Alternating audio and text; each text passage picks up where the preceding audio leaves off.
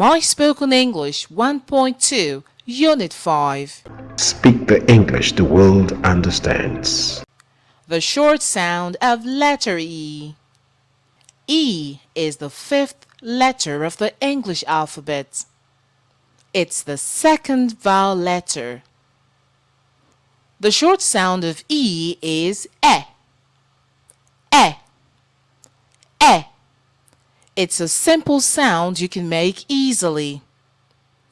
E can be heard in bed, bed, bed, dentist, dentist, dentist, step, step, step, wept, wept, wept, gentle, gentle, gentle.